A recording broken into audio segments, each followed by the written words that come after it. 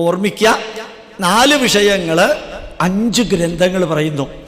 4 വിഷയങ്ങൾ 5 തരത്തിലുള്ള ഗ്രന്ഥങ്ങൾ പറയുന്നു. എന്താണ് 4 വിഷയങ്ങൾ? കഥകള്, അനുഭവങ്ങള്, ഉപദേശങ്ങള്, ജീവിത സത്യങ്ങള്. മനസ്സിൽ മാറ്റം വരുത്താൻ 4 വിഷയങ്ങൾ 5 തരത്തിലുള്ള ഗ്രന്ഥം. എന്താ 5 തരത്തിലുള്ള ഗ്രന്ഥം?